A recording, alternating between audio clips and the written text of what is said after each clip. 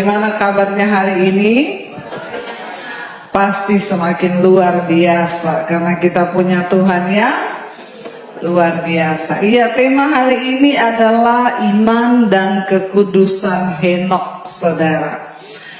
Henokh itu tidak terlalu banyak tercatat kisahnya di dalam Alkitab, ya. Tetapi kalau kita melihat dari Kejadian pasal yang kelima, Henokh itu adalah keturunan ketujuh dari Adam, ya. Dan saudara, kalau saudara membaca di kitab Kejadian pasal yang kelima itu, ya, di sana ditulis bahwa Adam memperanakan ini, memperanakan itu, dan semua umurnya itu rata-rata 900 tahun, 800 tahun. Ya, ketika mereka mati. Tetapi Henokh dia hanya berumur 365 tahun. Ya, tapi kenapa nama Henokh tercatat di Alkitab? Semua orang yang namanya tercatat di Alkitab pasti ada sesuatu yang luar biasa. Amin apa amin? Kalau nggak luar biasa dosanya, luar biasa benernya. Ya, jadi kita mau ambil yang mana ini? Yang luar biasa tentu benarnya, amin, ya. Yuk kita lihat bersama Kejadian pasal yang kelima, saudara. Ya, ayat yang ke-18 saja, nanti saudara baca ayat dari yang pertama ya, karena saya akan langsung lompat, nanti kelamaan tuh nama-nama semua. Kejadian 5 ayat 18 berkata, kita lihat sana ya, di firman Tuhan berkata, setelah apa? Yared hidup 162 tahun, ia memperanakan Henokh. Jadi nama papahnya Henokh itu siapa? Yared, ya, dia keturunan ketujuh. Henokh ini dari Adam. Jadi ini manusia awal-awal ya. Lalu ayat yang ke-19 dikatakan, ya, ayat 19, dan Yared masih hidup berapa? 800 tahun setelah ia memperanakan Henokh, dan ia memperanakan anak laki-laki dan perempuan. Jadi dia masih hidup 800 tahun lagi. Ya, semua kalau saudara baca dari atas itu 900, 800, 900, 800. Ayat yang ke-20 dikatakan di sana, jadi Yared mencapai umur 962 tahun, lalu ia mati. Nah, ayat 21 berkata, setelah Henokh hidup berapa? 65 tahun, ia memperanakkan Metusalah. Ya, jadi Henokh hidup nih 65 tahun, dia punya anak namanya Metusalah. Ayat 22 di sana dikatakan, dan Henokh hidup bergaul dengan Allah selama 300 tahun lagi setelah ia memperanakkan Metusalah, dan ia memperanakkan anak-anak lelaki dan perempuan. Ayat yang berikutnya 23, jadi Henokh mencapai umur 365 tahun. Ayat 24, dan Henokh hidup bergaul dengan Allah, lalu ia tidak ada lagi sebab ia telah diangkat oleh Allah. Cuma itu catatan tentang Henokh. Saudara, Henokh ini umurnya tadi berapa dikatakan? 365 tahun. Kalau dibandingkan papahnya yang 900 tahun lebih, berarti kan Henokh ini gak ada separuhnya ya. Kalau orang umur 90 tahun, berarti Henokh ini ibaratnya cuma 30 tahun. Lalu dia gak mati. Kalau saudara baca semua kisah di atas, lalu matilah Yared, matilah ini, matilah itu. Tapi kisah tentang Henokh, ya, cuma dikatakan dia itu ya hidup tadi apa? Coba kita kembali ke ayat 21 tadi dan 22, 21 dulu. Jadi Henokh itu hidup ya. Ayat 20 tadi dikatakan Henokh Henok itu hidup bergaul dengan Allah, ya.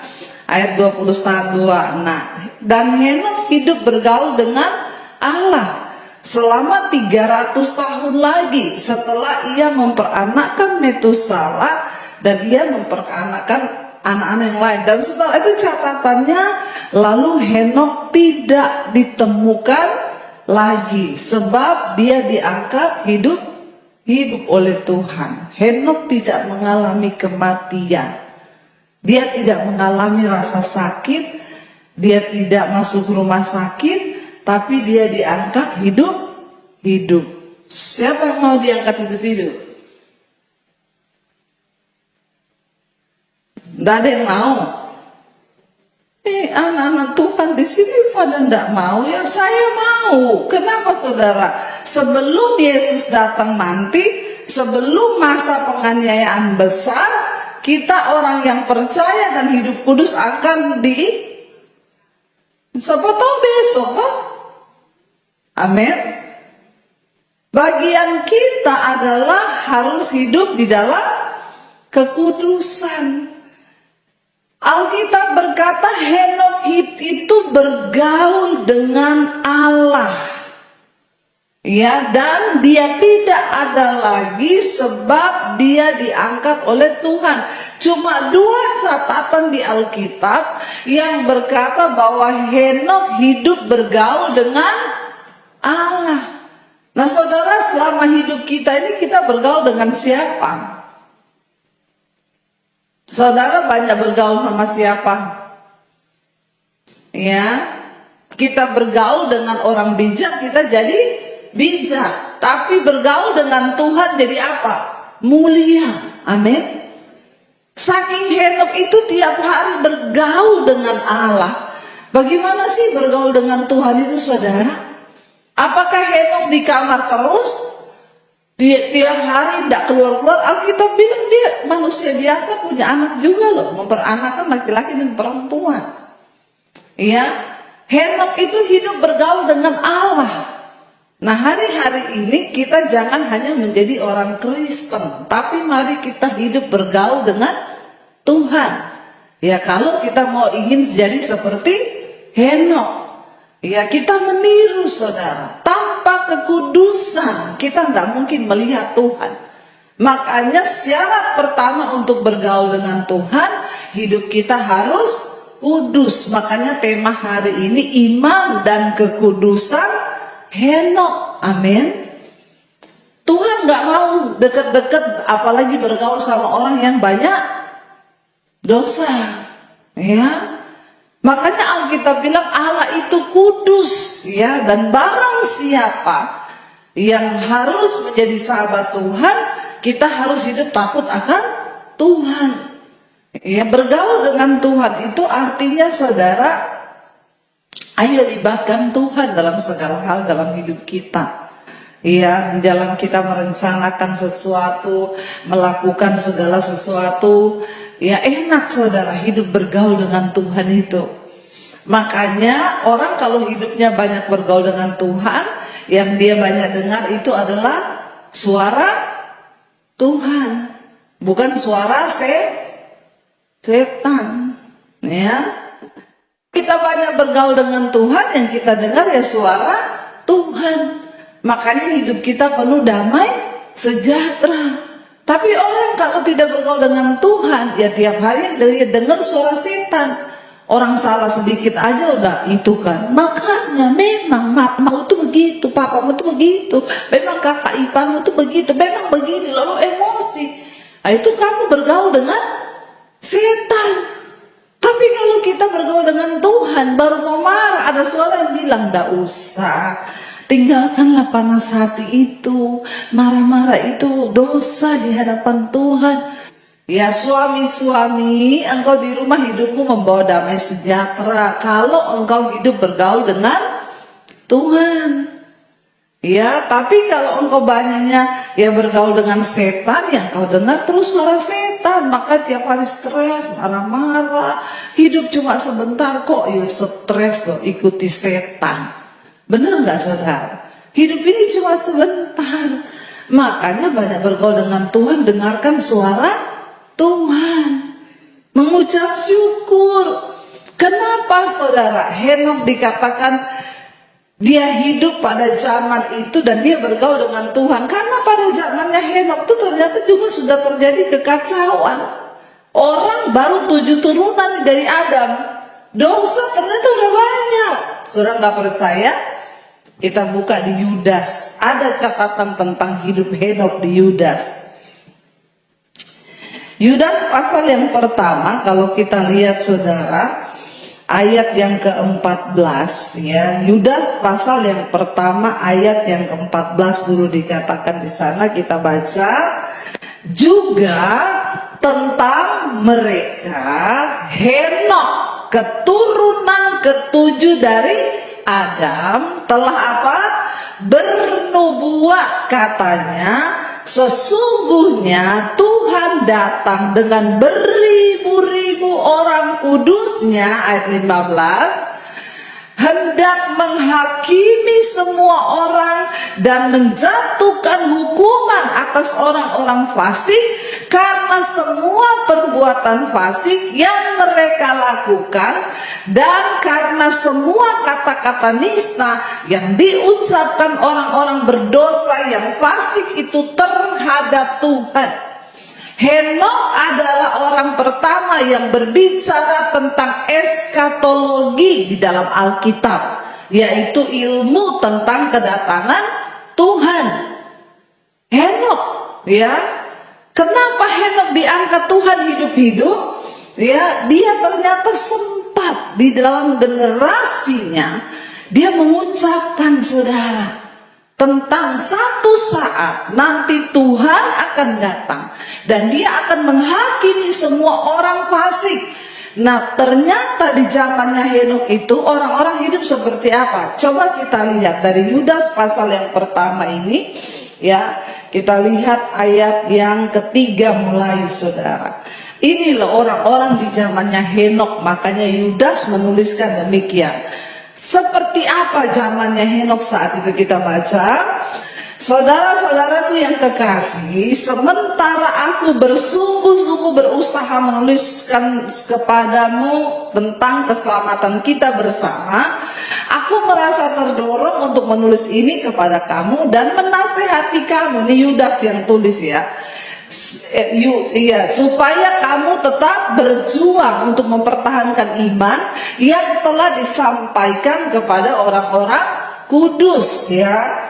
Lalu dikatakan di sana ayat yang keempat, sebab ternyata ada orang-orang tertentu yang telah masuk menyusup di tengah-tengah kamu, yaitu orang-orang yang telah lama ditentukan untuk dihukum. Jadi memang ada orang yang sudah ditentukan untuk binasa saudara, karena memang hatinya itu nggak mau bertobat.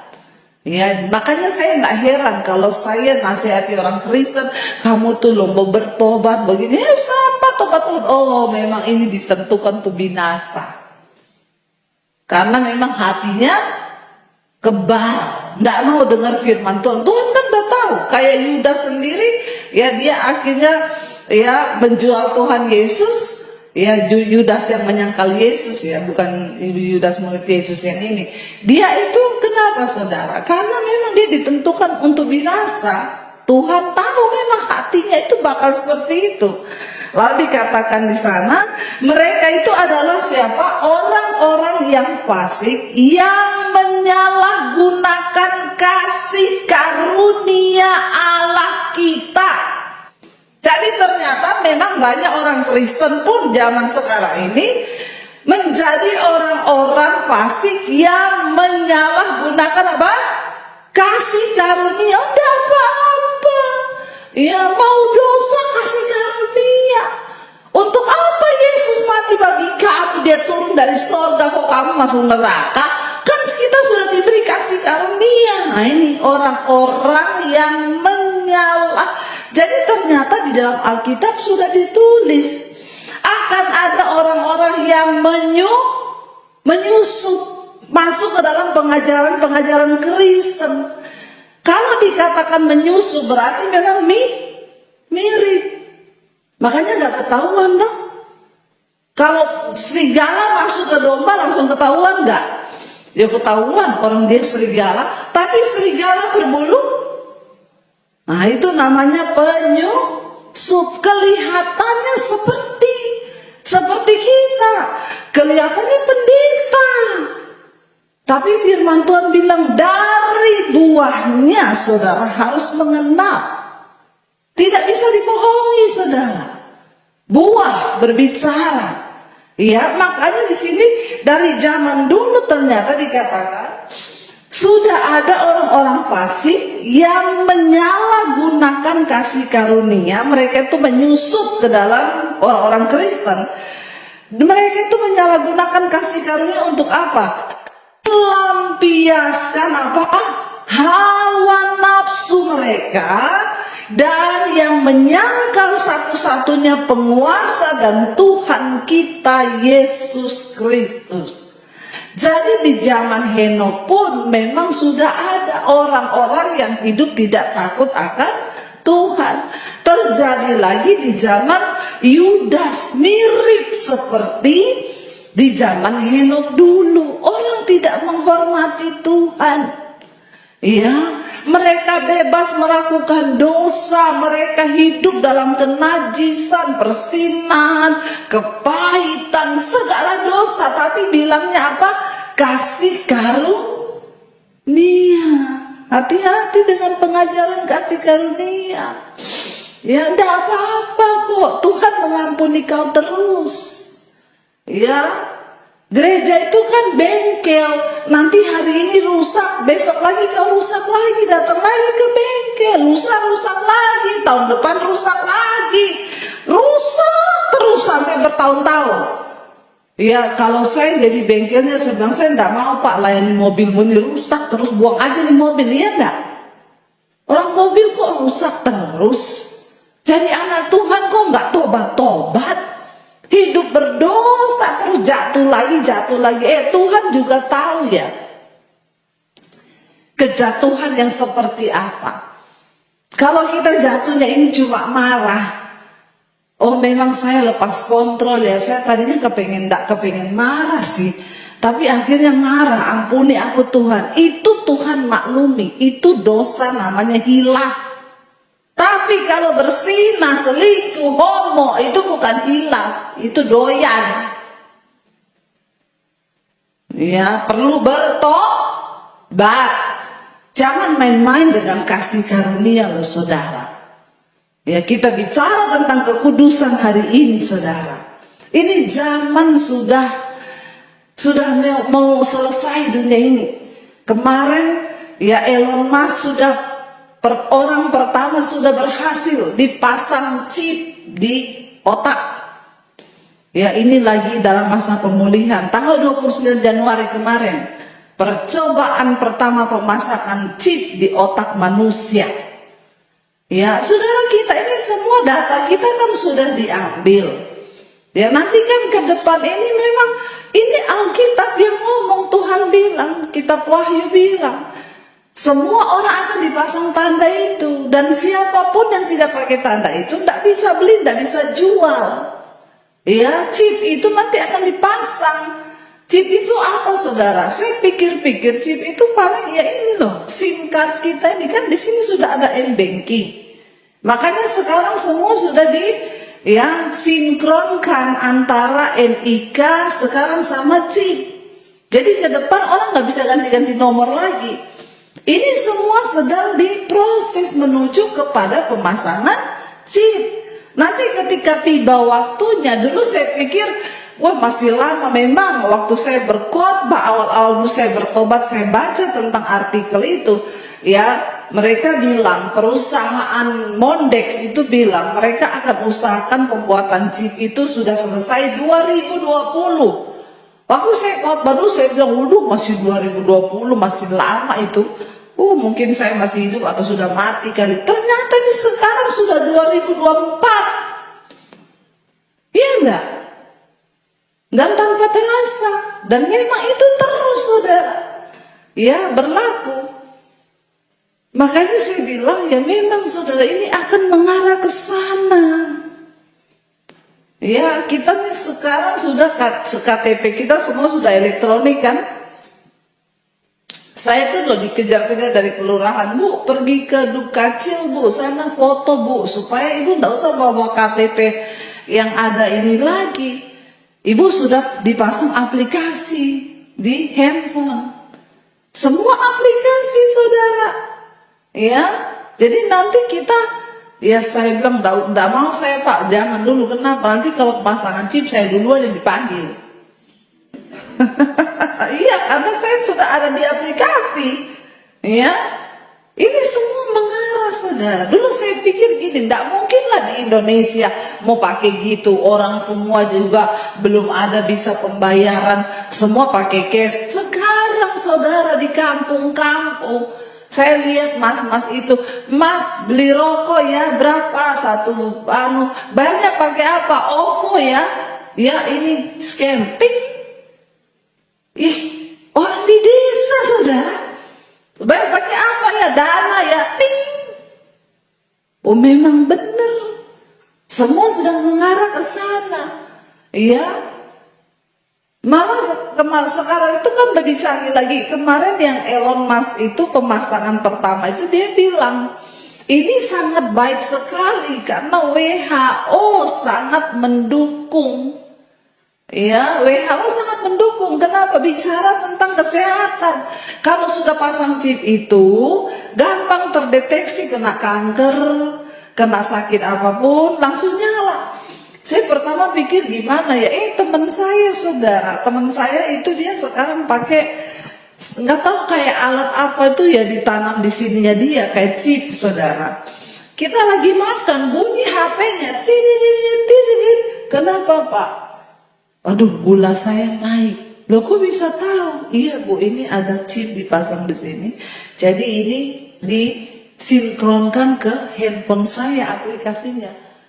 Jadi dia lagi makan, gula naik. Berhenti makan, saudara. Karena alarmnya bunyi. Canggih ya Pak ya.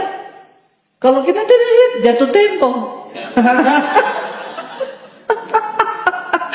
Haleluya. Kalau saya bilang sama dia, saya enggak Pak, HP saya punya apa? Saldo naik, amin. Ngapain gula naik dipantau, saudara? Ya, tapi ini akhir zaman dan benar-benar terjadi. Nanti semua akan dipasang, kolesterol naik, nanti dipasang di aplikasi, semua aplikasi. Dan hidup kita ini semua bicara tentang frekuensi. Bayangkan saudara. Ya ini aja manusia mulai dikontrol kan loh. Chip gula bunyi, lagi makan stop makan. Sudah dikontrol nggak? Iya. Ya. Tanpa kita sadari saudara. Dan bisa dihentikan kan? Tidak bisa ini dihentikan. Ini adalah penggenapan firman Tuhan. Kita hanya bisa mensosialisasikan ini adalah firman Tuhan. Mau di stop, tidak bisa. Mau suruh pemerintah stop, tidak bisa. Memang firman Tuhan harus digenapi. Saya hanya menghimbau, ayo buka mata lebar-lebar orang Kristen, bertobat. Jangan hidup berdosa terus. Supaya siapa tahu nanti malam akan ada pengangkatan. Kita semua siap dalam kekudusan. Tidak ada yang tertinggal, amin. Lihat lu saudara, kayak Henok nanti kita hilang, tiba-tiba hilang. Alkitab bilang, istri lagi di ladang, suaminya hilang. Istri lagi di rumah, istrinya masak, tiba-tiba hilang. Rapture diangkat Tuhan dalam kekudusan. Ya makanya beres-beresin hidup mulai dari sekarang. Yang banyak dosa bertobat, yang banyak utang bayar. Mau diangkat malaikat ada utang belum lunas.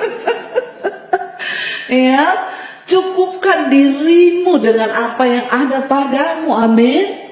Hidup tuh tidak usah maksa. Kalau ada dipakai, kalau dikasih dipakai, tidak usah, amin. Benar saudara, ayo kita buka mata loh hari-hari ini. Kita ada di penghujungnya akhir zaman.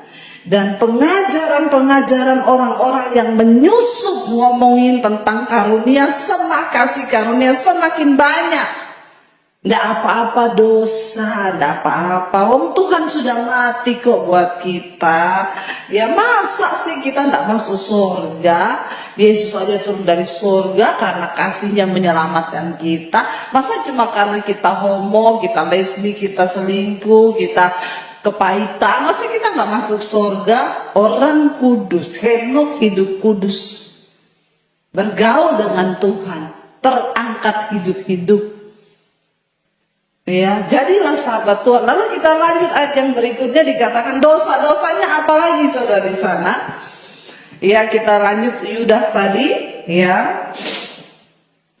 Tetapi sekalipun kamu telah mengetahui semuanya itu dan tidak meragukannya lagi, aku ingin mengingatkan kamu bahwa memang Tuhan menyelamatkan umatnya dari tanah Mesir, namun sekali lagi membinasakan mereka yang tidak percaya. Memang mereka dibawa dari tanah Mesir, tapi semua binasa di padang gurun akibat dosa. Memang Yesus turun dari surga untuk menyelamatkan kita, tapi orang yang tidak menghormati kasih karunia Allah akan dibinasakan. Memang Tuhan mengasihi. Dia selamatkan bangsa Israel dari Mesir, tapi ingat, dia juga bunuh mereka di padang gurun karena kedegilan dan keras hatinya mereka yang tidak mau bertobat. Itu perlu kita ingat saudara. Jangan cuma ingat kasih Tuhan itu juga menghukum. Ketika pertama kali Yesus datang ke dalam dunia membawa kasih karunia, yes. Tapi kedua kali dia akan datang sebagai hakim yang adil untuk menghukum dunia. Ayat yang berikutnya dikatakan, ayat yang ke-6, dibilang di sana saudara, dan bahwa ia menahan malaikat-malaikat yang tidak taat pada batas-batas kekuasaan mereka, tetapi yang meninggalkan tempat kediaman mereka dengan belenggu abadi di dalam dunia kekelaman sampai penghakiman pada hari besar. Malaikat aja ditahan dalam batas-batasnya Tuhan. Siapa kita sampai kita ini ngomong kasih karunia terus? Ya ingat loh, Tuhan itu menghukum saudara. Ayat berikutnya, ayat yang ke-7 dikatakan, ya saya pengen kita ini melihat dosa-dosa yang sama seperti Sodom dan Gomora dan kota-kota sekitarnya yang dengan cara yang sama melakukan apa? Percabulan dan mengejar kepuasan yang tidak wajar. Laki-laki jatuh cinta sama laki-laki, perempuan sama perempuan. Mereka telah menanggung siksaan api kekal sebagai peringatan kepada sebuah orang. Kenapa Sodom dan Gomora dihancurkan? Menjadi peringatan buat kita saudara, bahwa kita ini jangan main-main dengan kasih karunia Tuhan. Ya, namun ayat yang 8 berkata, namun demikian orang-orang yang bermimpi-mimpian ini juga mencemarkan tubuh mereka dan menghina kekuasaan Allah serta menghujat semua yang mulia di sorga saudara. Kita lanjut ayat yang langsung aja ya, ayat yang ayat yang ke-11. Celakalah mereka yang mengikuti, ayat yang ke-11 saudara ya. Waktunya udah hampir habis. Celakalah mereka yang mengikuti jalan yang ditempuh Kain, dan karena mereka oleh sebab upah menceburkan diri ke dalam kesesatan Bileam, dan mereka binasa karena kedurhakaan seperti Korah. Ayat yang berikutnya 12 dikatakan, saya pengen kita tahu dosa-dosa pada zaman itu. Mereka inilah noda dalam perjamuan kasih-Mu, di mana mereka tidak malu-malu melahap dan hanya mementingkan dirinya sendiri.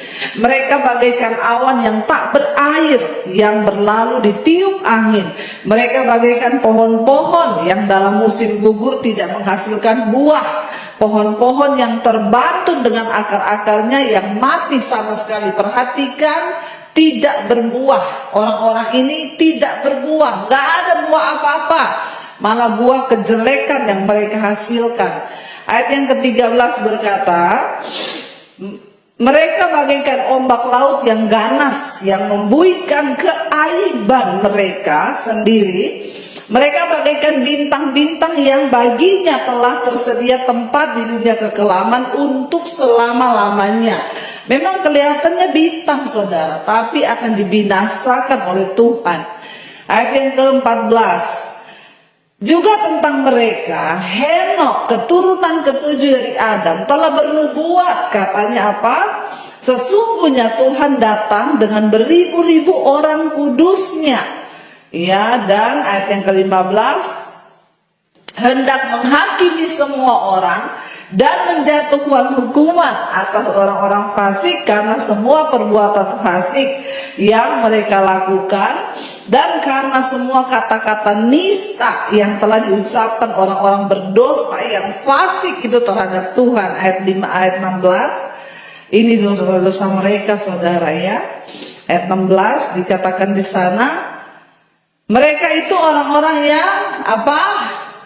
Menggerutu. Lalu yang kedua apa? Mengeluh tentang nasibnya. Lalu apa? Hidup menuruti hawa nafsunya. Tetapi mulut mereka mengeluarkan perkataan yang bukan-bukan. Dan mereka apa? Menjilat orang untuk mendapat keuntungan. Ini loh tipe-tipe orang akhir zaman ini, yang ada juga di zaman Nuh. Ya, mereka itu orang yang menggerutu, sukanya menggerutu. Hari ini, saudara, ada yang menggerutu? Puji Tuhan, tidak ada, karena lagi di gereja. Nanti kalau keluar dari pintu gereja, menggerutu terus. Kenapa itu orang di padang gurun dibinasakan Tuhan? Menggerutu, bersungut, dan bukan cuma itu, mereka itu orang yang suka mengeluh tentang nasib. Ya, nasib, kenapa hidupku begini? Ya, memang sudah nasib. Ya, daripada menggerutu, daripada bersungut, mengeluh tentang nasibmu, lebih baik engkau bersyukur. Siapa tahu nasibmu bisa berubah. Amin. Ya, bisa nasib itu dirubah. Tergantung dari cara hidup kita. Dan tunggukan, Tuhan bilang, kalau kau tidak menjadi lelah, kau akan menerima hasilnya. Tuhan muliakan pada waktunya. Tapi yang namanya manusia lebih suka menggerutu. Apa dikit menggerutu, apa dikit mengeluh, apa dikit terus bersungut-sungut. Itu yang membuat bangsa Israel itu dibunuh di padang gurun. Semua angkatan yang keluar dari Mesir mati di padang gurun. Hanya yang berumur 20 tahun ke bawah yang hidup boleh masuk tanah perjanjian. Ini yang otaknya tidak tercemar. Bayangkan, saudara, ya, mengerikan loh. Dosa itu ternyata menggerutu. Sudah tadi najis, hidup menuruti hawa nafsu. Tiap hari bersungut-sungut, hidup menuruti hawa nafsunya. Ya, mulut mereka tuh mengucapkan perkataan yang bukan-bukan. Ya, hati-hati anak-anak muda juga sekarang. Ya, banyak menggerutu. Nasibmu tidak akan berubah dengan menggerutu, justru terkutuk, Alkitab bilang. Ini ternyata dosa yang sangat bahaya. Ya, hidup menurut hawa nafsu, ya tidak peduli Tuhan, ya pokoknya ya mau bersinah mau apa terserah, ya. Tapi kan bagi Tuhan gak ada yang mustahil, ya makanya dikatakan ayo ya berhenti berbuat dosa, tinggalkan semua itu. Lalu dikatakan ayat yang berikutnya di sana, ya kita baca ayat yang ke-15 ya.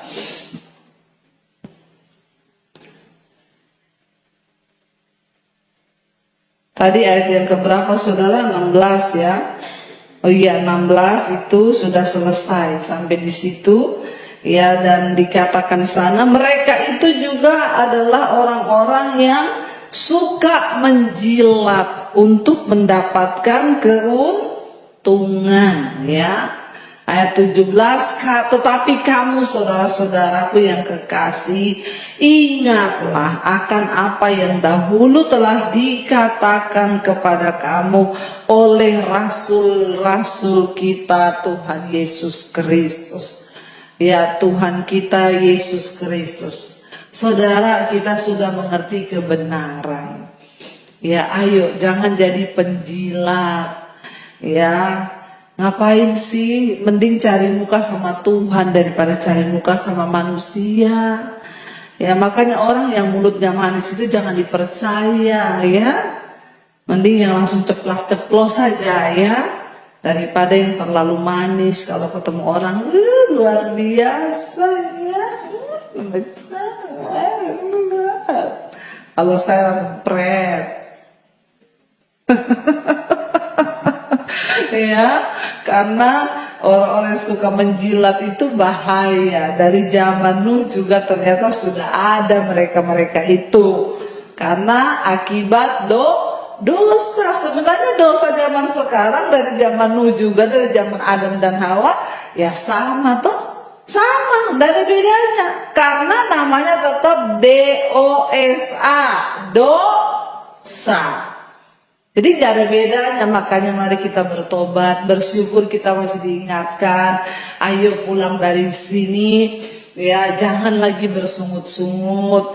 Suami istri menggerutu, ingat loh ya. Ya ingat pesannya Henok loh ya, bertobat.